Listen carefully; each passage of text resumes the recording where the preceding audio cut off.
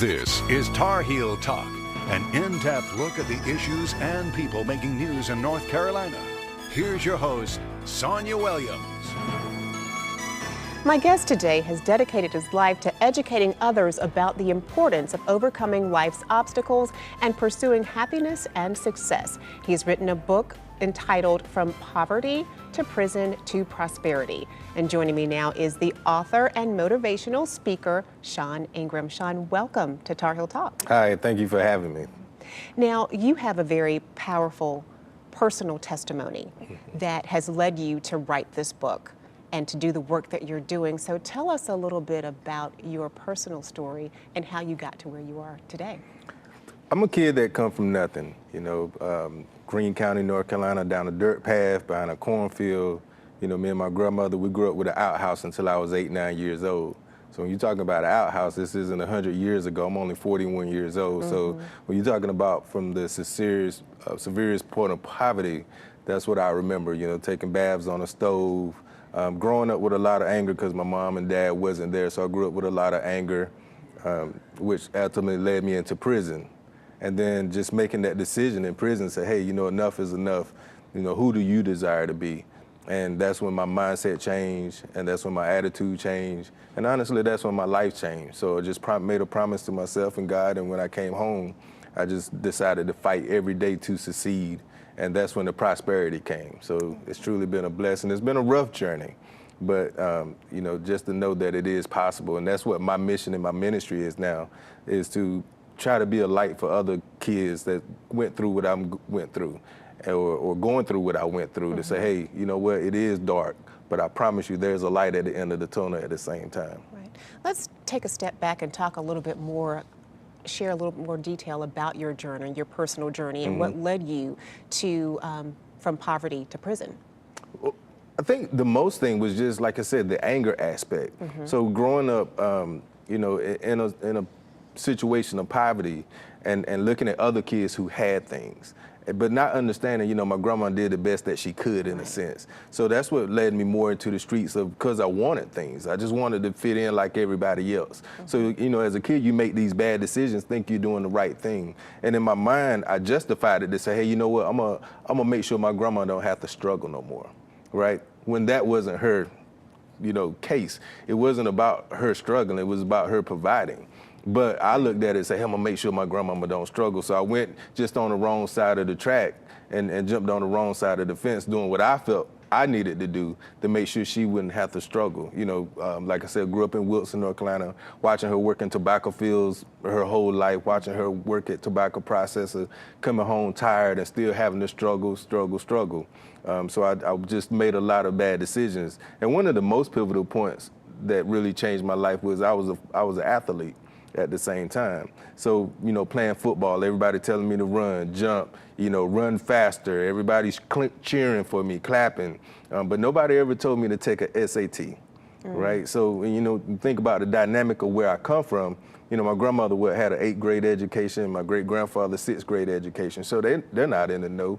So it really just broke my heart of how even my own community didn't put me in the know, right? So I said, you know what? I just went back to what I knew. And that was the streets and just hanging out. And that's what ultimately led me into the prison situation. And so you talked about, in your book, you talk about how you had conversations with God and Satan when you were in prison. Tell us a little bit more about that and how that helped to take you to a different path. I just did everything I knew to do. I mean, when you're talking about every hustle, when you're talking about a true hustler, I'm a true hustler. I tried everything in the book. And like I said, when I was in prison, laying on that floor, I remember I was in the hole. And my mother had just passed right before I went into prison. So just feeling like I lost everything at this time. Like I'm leaving my brother, I'm leaving my grandmother. My mama just passed. And I'm like, God, what you want from me? I done tried everything. I tried to be good, I done tried bad. And, and it truly was a conversation between, God and Satan to say, hey, you did this or you didn't do this. And I said, okay, God, what do you want from me? And that's what I screamed out, sitting in the hole. I remember like it was yesterday, just as vivid. I said, so what do you want from me? He said, I gave you every gift and talent that you needed, but you never did it for me, right? So when you're thinking about spoken word or hip hop, or everything was negative based, right? Because that's what's popularize, you know, the negative. He said, but you never did it for me. And I said, what? And he said, tell them how I saved you. I'm sitting in a prison cell right now, you know, for 4.5 years. How do you save me? He said, everything that you went through, I brought you through. You know, I got a spoken word piece that say, you know, he shot, but he hit not, but he almost grazed me. Fear closed my eyes, so I ain't even see when God saved me. Heard the voice of an old lady, grandmama or angel maybe, saying, baby, you're digging your own grave, so I'm praying for you faithfully, right? So everything that I went through, he did save me from.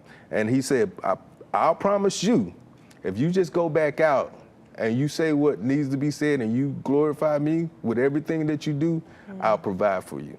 And I promise you, son, he ain't led me wrong. You know, even when it comes to the Sean Ingram Academy or the books. And that's what that book was about, From Poverty to Prison to Prosperity. I had 4 books in stores before that book came, but it was all, just fictional or, you know, more for entertainment in a sense, a lot of poetry. He said, no, I want you to send a message. I want you to be a light. I want you to be a leader. And I've been running from that leadership road forever. You know, everybody always say, oh, you're going to be a great leader one day. You're going to be a speaker. I'm like, no, not me. I graduated at the bottom of my class. Like, I know y'all not talking about me. And everybody always prophesies that. So that book, he said, no, now write with a purpose. Don't write for entertainment no more. Write with a purpose that you could help somebody else. So that's what that book was birthed out of. Absolutely. What a powerful testimony. Give us some perspective to see, we see where you are now, but what led you to prison and what was the pivotal moment during that experience that helped to change your life?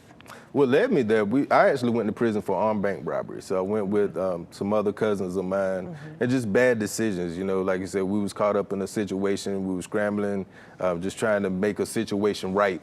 And crazy enough, we did it the best way we thought we could, right?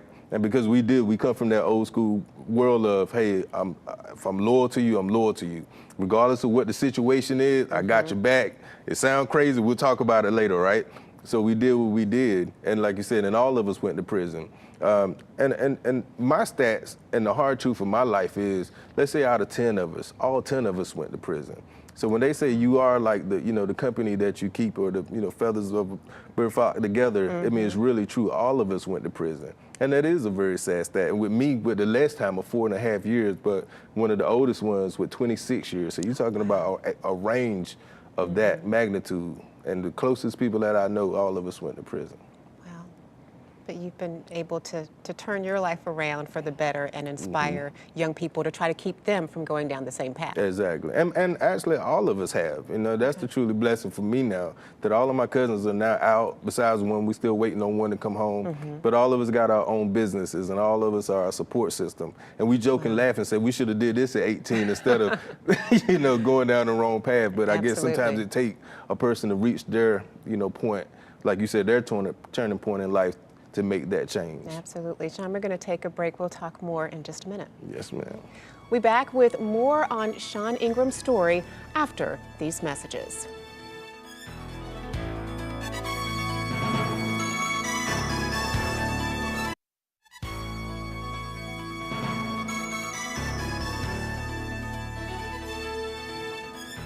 We're talking today about the book From Poverty to Prison to Prosperity.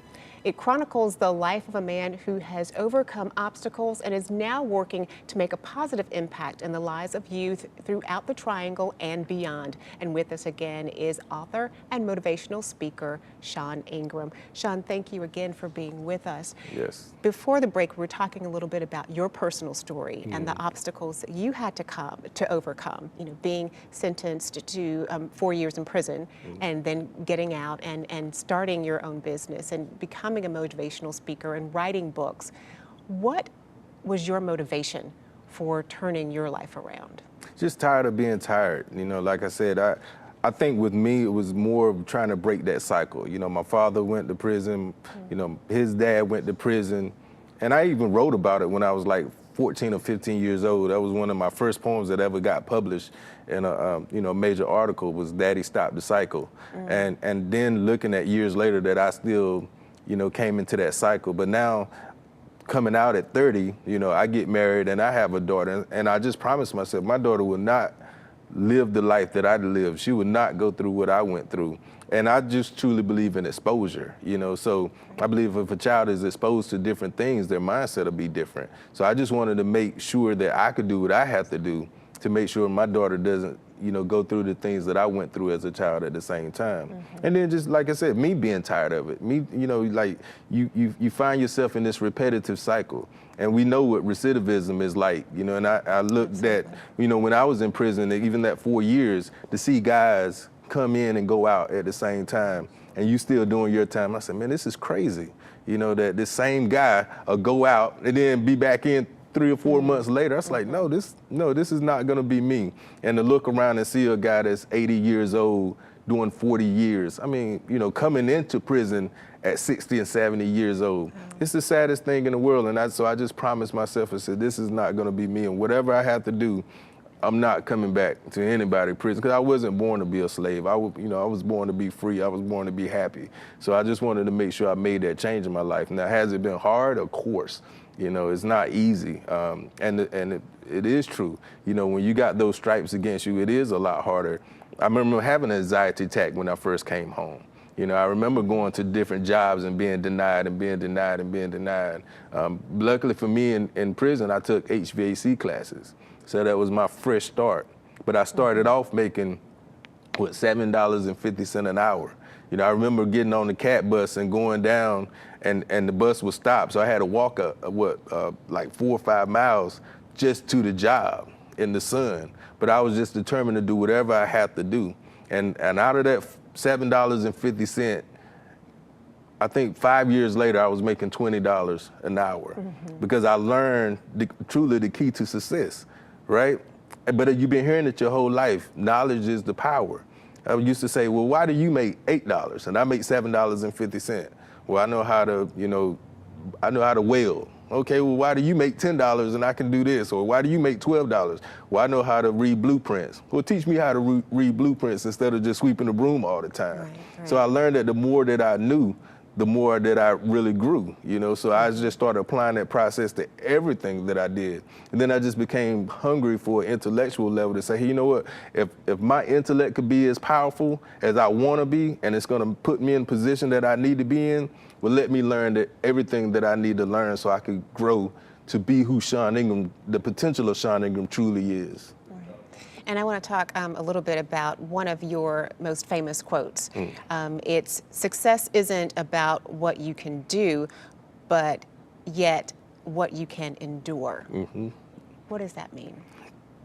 Like I said, everybody has a gift and talent to be successful, right? Just like an athlete, a kid have a beautiful basketball, career, but does he have that personal fortitude the days that they're off to still go practice? Because we are in a level of competition.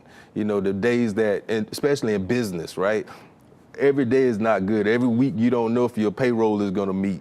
But do you, when it's down, when you at your lowest, do you still have that drive and that fight in you to keep getting back up? So everybody has a gift and a talent. When you're in school and those exams are coming and you feel like giving up, it's the persevering of the process and the surviving of the struggle that pushes you through to be successful. So that's why I tell people, it's not about what you could do. Everybody has a gift, to be successful. It's about what you can endure. Are you willing to sacrifice? Are you willing to give it all, your all?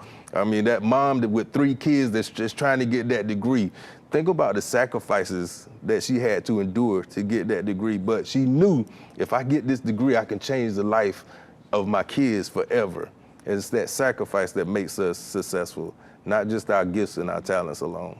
I know, as I was reading your book, one of the stories that was really powerful to me was when you talked about not having enough money to travel to DC to promote your book and to sell your book, and the things that you had to do that, and talk about enduring and persevering. Talk a little bit about that and that experience and how it helped to shape you into the man that you are today. I think that story is actually twofold for me. All right, so it was first time that I was nationally recognized, first of all. So I had this teacher, Miss Sutton, who always believed in me. Miss Sutton and Mr. Clark truly is the reason that I'm sitting on this couch right now when it comes to understanding or believing in me before I even believed in myself and my gift of writing. And they always used to tell me, you have a gift, you have a gift. So when I got recognized by this organization, they say, hey, you winning the Poet of Merit Award for the year, but you got to come to DC. And I'm dead broke. I'm a kid dead broke in Raleigh, dead broke at this time. And I'm like, I can't even get to work next week. How am I going to get to DC to get this award?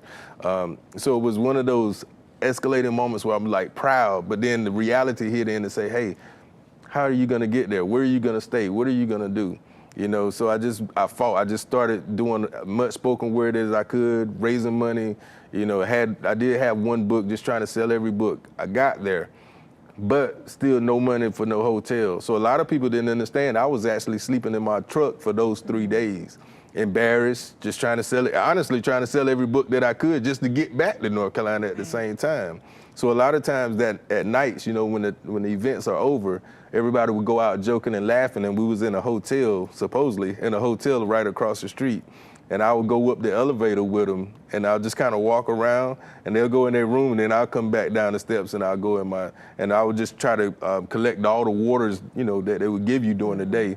And that's the way I brush my teeth and bathe and things of that sort. So being recognized on this national scale, but feeling this low at the same time. But it, you know, it was one of those complex moments to say, hey, but it's possible. Right. You know, it is possible. You just got to keep persevering your process. Absolutely. How can people find out more information about your work, the work that you're doing, and the academy that you have? And we're going to talk about your academy in the next segment. Okay. Yeah, definitely SeanIngram.info, SeanIngram.info. Also, I have an app. So if you go to your Google Play, your App Store, you just type in Sean Ingram. The app will come up. It's a real cool app. I definitely love it. And then, like you said, the SeanIngramAcademy.org. So you can find out more information there. And then you can also call the Academy, and that number is 919-271-4278. Okay, perfect. Well, we're going to take a break. We'll talk more in just a minute. Oh, thank you. Don't go away. Tar Heel Talk will continue after these messages.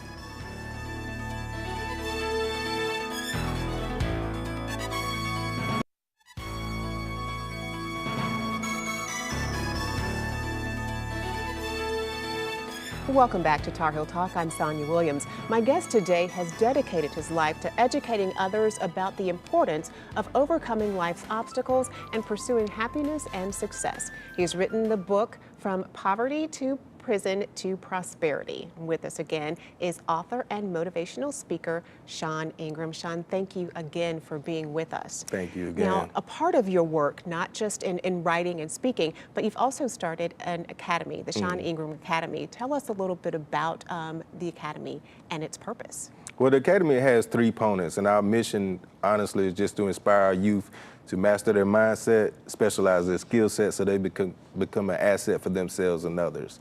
You know, and an asset is the truest or the most important word in that aspect. So when you become a value to yourself, you know, you become a value to others. If you allow ability to others, people don't want to be around you. People don't need you in a sense. So making yourself needed. You know, like one of my other quotes is like the T-shirt say, never allow your ignorance to eclipse your intellect. And so many times I feel like that's what our youth do. 1 or 2 reasons, because people don't believe in them, and that's what they hear so much. So they have these bright ideas and these dreams, and people will just kind of diminish those dreams. Say, oh, why would you shoot to be president? You know, you won't become president. So what if Barack believed in that? You know, he would have let that go by the wayside. And I see that so much with our youth. I always ask my youth now, say, hey, if a teacher asks you a question, what's the first thought do you think? Do you think having the right answer or being wrong in front of your friends? And all of Wake County, no matter where I go, what high school, 90% of the kids say they think about being wrong in front of their friends first. So what that do? That make them don't even attempt to even try to have the right answer, so they back up. So what the Sean Ingram, and I'm a creative person, and I know in high school, the system wasn't taught towards me. I think it's more technical, you know, so when you got a creative mind, we learn a little bit different. We might learn slower, we might learn faster, but we learn differently. But we're not taught to just go to college, get a job, you know, that process. So the Sean Ingram Creative Arts Academy, it started off as me just wanting to teach creative minds. You know, if your son loved to draw, well, let me teach him how to monetize his drawing ability. You know, one of my first hustles in high school was when I really found out I had a gift for writing. I had a friend that could draw. So I just took a piece of paper, folded it up, let him draw some flowers on the outside, and say, hey, Sonya, what do you want to say to your mom for Mother's Day? And you would just tell me, and I would articulate it in a poem. Oh, nice. And that's how I made money. And years later, that was the first business that I opened up in Triangle Town Center Mall called Poetic Visions, personalized greeting cards. So, you know, just having that vision. So I wanted to teach kids. So it was started off as creative writing and communications. But then, you know, things transpired and people said, hey, like you said, this kid really has a gift and a talent with helping youth. Then it became the Juvenile Diversion and Intervention Program, which I'm truly blessed to be a part of. That program, actually, if a kid get in trouble in high school and they go downtown or the judge stops their paperwork. They don't even get a charge on their record if they successfully complete my mentoring program, where we focus on anger, aggression replacement. Just taking, you know, teaching the kid how to deal with their anger issues and how to channel them in different manners. And you know, it's so important now because on a lot of the college applications, one of the questions now is, have you ever been convicted of any type of crime? Right. And a lot of our kids check this. I mean, I've had kids that wouldn't have got that football scholarship, wouldn't got into college if they didn't come through our program. So it saved so many of our youth in Wake County already, and that's truly been a blessing. And then another component that we have is a nail technology program. A lot of people don't know I did nails for 20 years. I didn't want to do nails, but I did it for 20 years. My godmom got me into it. It's truly been a blessing. So it helped change my life also. So now, providing opportunities for other people to say, hey, you know what, I could change your life in 3 months. 4 months, because the nail world, that industry, is always wide open. So to see a young girl come in or an older lady come into our nail programs, you know, like you said, maybe having some financial difficulties or whatever the situation may be, and then change their life in 4 months, and now they're going forward. I mean, the Academy truly is a blessing, and I just believe in one thing. It's built on a foundation of love, trust, and I believe that God helped me because I help others, and that's why we still going so strong. Absolutely. What a powerful story. How can people find out more information about the Sean Ingram Academy? Definitely the SeanIngramAcademy.org. I mean, we are a nonprofit 501c3, so the support from the community is always needed. We're always doing fundraising. Like you said, it just helps us expand and help more kids within the area. They can call 919-271-4278. Like you said, just reach out to us, and also not even just financial support. We're always looking for speakers to come in because I really want our kids to be exposed to other business people. And I don't want them to come in and talk about the Fortune 500 companies. I want them to come in and talk about the night they felt like giving up and how they got through. Absolutely. Because now it makes it more relatable to this kid to say, hey, you know, if he did it, I could do it too. And that's honestly all it is. It's just relationship building. If we can build our relationship with our youth again, to make our youth believe in themselves again, then our future will be a lot brighter. We have a little less than a minute left in the program. What would you say to the young man or girl who may be where you were many years ago in a bad space to kind of give them some hope? Believe in yourself. You know, I think it all starts with just believing in yourself and understand that you got to believe in yourself before anybody else will ever believe in you. You know, a lot of times we want people to invest into ourselves, but we won't even invest into ourselves. You know, so and the only way to get that return is to invest into yourself at the same time, be it financially, be it educational, be it whatever means that you need to. Just believe in yourself and invest in yourself. Excellent advice, Sean Ingram, author and motivational speaker. Thank you so much for the work that you are doing to help our young people, and thank you for being our guest today. Thank you for having me. Thank you. That's it for this week's Tar Heel Talk. To comment on this or other episodes of the show, like us on Facebook, follow us on Instagram, or send us an email to tarheeltalk@fox50.com. I'm Sonya Williams. Thanks so much for watching. We'll see you again next week.